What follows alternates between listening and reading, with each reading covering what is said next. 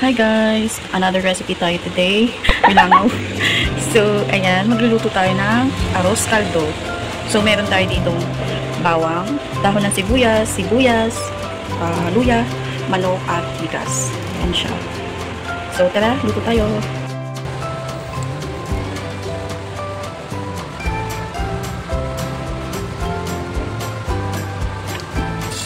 Kailangan tostado.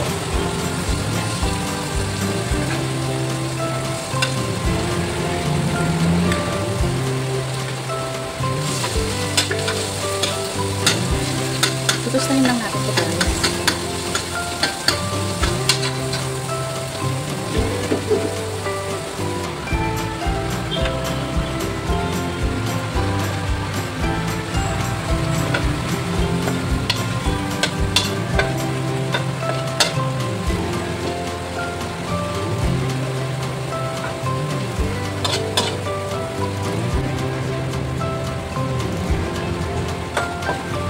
So, ayan guys, malapit na yung tusta yung ating garlic. Basta manina lang yung apoy. Kasi pag malakas yung apoy, masusunog yung garlic. Hindi siya magpapantay. So, konti na lang. So, ayan, okay na. Kunin na natin siya.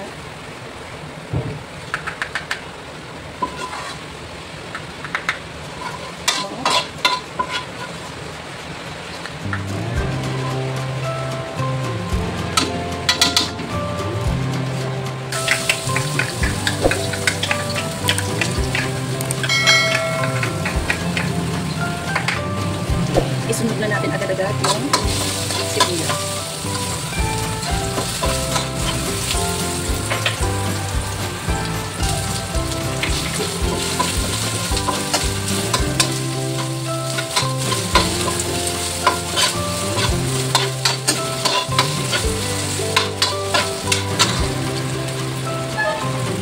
Tapos, gatyarin natin itong konti.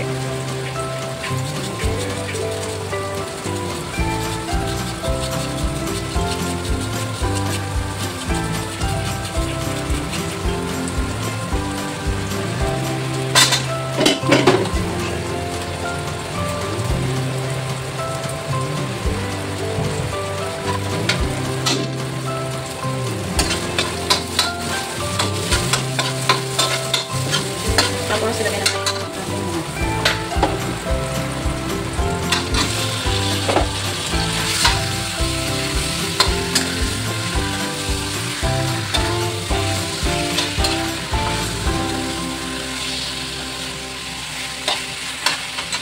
Lagyan natin ang pamuta.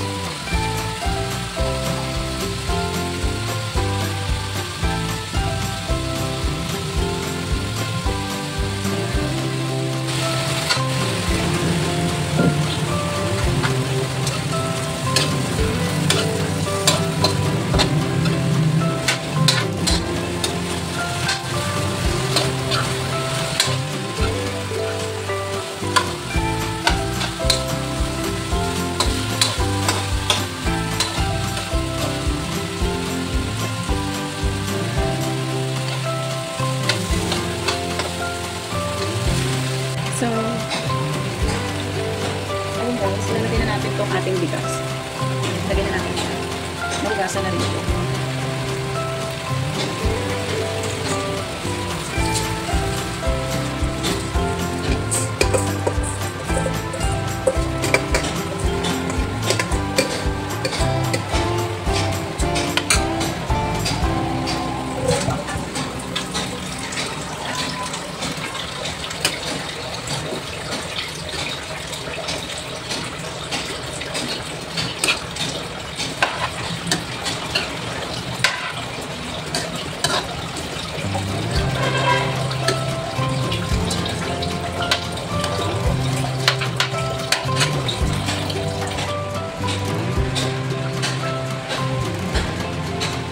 Lagyan na rin natin siya ng tubig.